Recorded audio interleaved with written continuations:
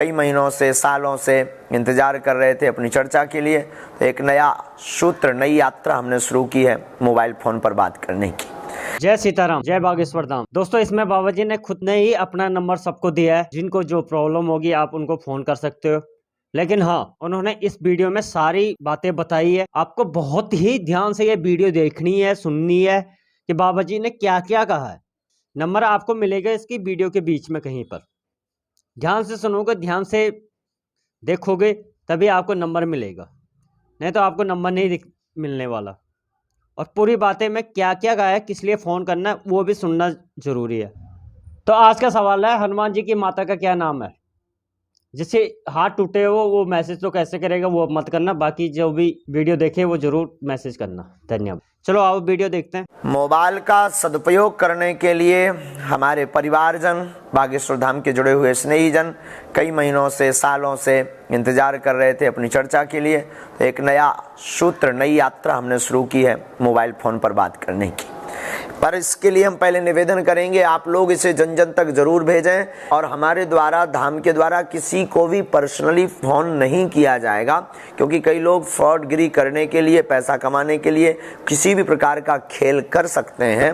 हम आपको बता दें, जो भी बात होगी वो लाइव बात होगी, वो भी रिकॉर्डेड होगी। तो अन्य बहकावे में नहीं आना है, हमारा ये करवद्ध प्रार्थना है। दूसरी बात, लाइव पर, कॉल पर चर्चा करने के लिए केवल आशीर्वाद लें। कोई पूजा पाठ समझ में नहीं आ रहा है उसको पूछें। दरबार की चर्चा, अर्जी लगवाना, हम प्रार्थना कर देंगे। उसके लिए आपको धाम पर ही आना पड़ेगा। देखो भाई, सिग्नल और सिस्टम तो यही है, सब कुछ आना तो पड़ेगा ही। आप मोबाइल के द्वारा आपकी बात हम तक पहुंच जाएगी, वो तो बालाजी तक वैसे ही पहुंच गई होगी। और हम तो कबाड़ी आदमी हैं, बालाजी सब लीलाधर हैं, वो तो सबके मन की जानते हैं। लेकिन आपको कोई नियम समझ में नहीं आ रहा, पूजा कैसी करनी चाहिए ये समझ में नहीं आ रहा, कोई आध्यात्मिक चर्चा का प्रश्न है आपका, या कोई आप अपना अनुभव साझा करना चाहते हैं, उसके लिए मोबाइल फ़ोन का प्रयोग आप करें। अगर आप सोचें कि मोबाइल से अर्जी लग गई, अब तो जय जय हो जाएगी, तो अर्जी के लिए दरबार की एक अलग व्यवस्था है। गद्दी लगती है, दरबार लगता है, उसमें आप बैठेंगे, कृपा होगी। और खूब खुश रहो मेरे पागलो, जुग जुग जियो, काऊ की नज़र ना लगे। बहुत दिन बाद आए हैं इस बार लाइव। कल आए थे, कल तो बहुत थकावट थी, नींद बहुत भरी थी, तो कल तो ठीक से बात नहीं हो पाई। आज थोड़ा ठीक है। चूँकि कथा, ये यज्ञ में हम यजमान बने हैं, खुद यजमान है, और दिन भर कुछ मिलता नहीं है, शाम को प्रसादी पाते हैं तो झम से नींद आती है। आप सब खूब खुश रहो, जुग जुग जियो।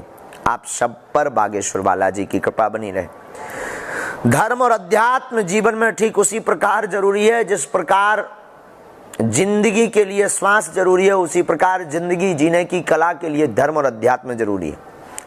धर्म और अध्यात्म याद रखना, धर्म अंदर का स्वास्थ्य एकदम ठीक करता है। बाहर के स्वास्थ्य के लिए बुखार हो जाए, कुछ भी हो जाए, तो ये तो आपको मेडिसिन लेनी पड़ेगी। पर धर्म एक ऐसी दवा है, धर्म एक ऐसी औषधि है, धर्म एक ऐसा विषय है जिससे आपका अंदर की बीमारी आपकी जड़ से खत्म हो जाएगी मेरे पागलों। इसलिए हम प्रार्थना करेंगे धार्मिक लोगों से कि धर्म को इतना ही जरूरी है जिंदगी में धार्मिक होना, जितना जरूरी व्यक्ति को यूं मान करके चलिए समाज में रहने के लिए जितना जरूरी तन पर वस्त्र ढकना है, उतना ही जरूरी मन को संतुष्ट, मन को तीव्र करने के लिए धर्म आवश्यक है। मन की बीमारी को ठीक करने के लिए धर्म आवश्यक है। तुम कमाई करके, बहुत बड़े आदमी बन करके, नौकरी करके, पढ़ाई करके तुम पैसा कमा सकते हो मेरे पागलों, रोटी ला सकते हो, रोटी खरीद सकते हो, पर रोटी को पचाने की कला और जिंदगी में स्ट्रेस मुक्त लाइफ, तनाव मुक्त लाइफ, डिप्रेशन मुक्त लाइफ अध्यात्म से ही होगी। अध्यात्म एक ऐसी औषधि है कि जिसने भी अध्यात्म रूपी औषधि को पाया तो उसने खाक में भी अपने आप को शहंशाह समझा। अध्यात्म एक ऐसी दवा है कि जिस व्यक्ति ने अध्यात्म को पकड़ा, ऐसा व्यक्ति अध्यात्म को पकड़ने के बाद जो टूट चुका उसको पुनः चलने का मौका मिलता है। अध्यात्म एक ऐसी यात्रा है, गिरे हुए व्यक्ति को उठाने का संबल नहीं, अपितु उठाने की कला और अपितु उठाने के लिए बूस्ट भी लगाता है। अध्यात्म एक ऐसी यात्रा है जिसको ठीक यूं मान करके चलिए कि आप जिंदगी में बहुत पस्त हो चुके हैं, परास्त हो चुके हैं। अगर आपने अध्यात्म को पकड़ लिया, अध्यात्म को स्पर्श कर लिया, अध्यात्म के ऊपर चल, अध्यात्म को अपने जीवन में धारण कर लिया, तो आपकी जिंदगी में ठीक उसी प्रकार जैसे यूं मान करके चलिए भूख से मर रहे मृतक व्यक्ति के लिए भोजन जरूरी हो जाता, वैसे ही जिंदगी को चलाने के लिए, जिंदगी को जीने के लिए अध्यात्म जरूरी होता है। अध्यात्म के बिना सब शून्य है और कोरी बातों से काम चलने वाला नहीं है। इसलिए याद रखो, आध्यात्मिक कहलाना बहुत सरल है, होना बहुत कठिन है। आध्यात्मिक होने के लिए कोई बहुत बड़ी डिग्री की आवश्यकता नहीं है। आध्यात्मिक होने के लिए खुद के अध्याय की यात्रा अंतर्मन से प्रारंभ करके और भगवान को जो आपका इष्ट है उस इष्ट का ध्यान, गुरु का ध्यान करना प्रारंभ करना ही अध्यात्म यात्रा है।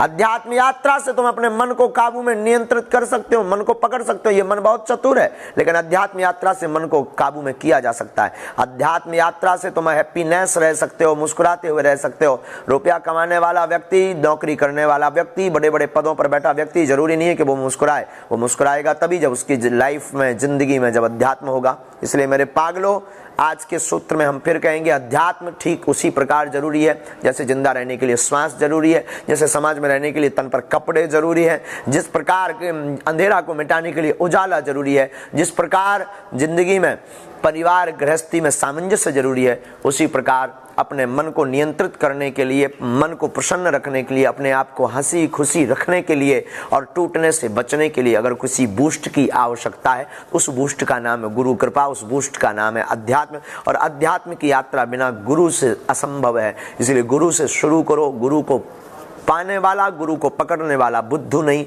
अपितु बुद्ध होता है। तो अध्यात्म की यात्रा में हम फिर कहेंगे कि तुमने अपने जीवन में अगर बहुत कुछ खोया है, तो बहुत कुछ पाने की लालसा है, तो कई लोग कहते हैं हमारा कोई साथ देने वाला नहीं है। कौन साथ देगा? तुम्हारा अध्यात्म के अलावा कोई साथ नहीं देगा। हम फिर कहेंगे, आप लाइव जो सुन रहे हैं 8120592371 पर, आप वही बात करें, अर्जी की बात ना करें। आप वही बात करें जिससे किसी को बहुत अनुभव मिल सके, आपके जीवन का अनुभव मिल सके। आप किसी पूजा पाठ के बारे में पूछना चाहते हैं, अध्यात्म के बारे में पूछना चाहते हैं, फ़ोन कॉल व्यवस्था उसलिए। दरबार की अर्जी, दरबार में नियम है, धाम की महिमा है। मेरे पागलों, धाम आओ, लगातार न आ पाओ, महीने 2 महीने में 5 महीने में आओ, तब तक घर पर नियम करो। आप सब पर बागेश्वर बालाजी की कृपा बनी रहे। बिना समय गवाए आज की फ़ोन कॉल हम प्रारंभ करते हैं। और आज पता है नया मूवी आया है अलग स्टाइल का 8120592371, इसी ऑफिशियली नंबर से बात होगी दोस्तों। और आज का सवाल है आपके लिए, हनुमान जी के माता का क्या नाम था? तो आज का सवाल है, हनुमान जी की माता का क्या नाम है?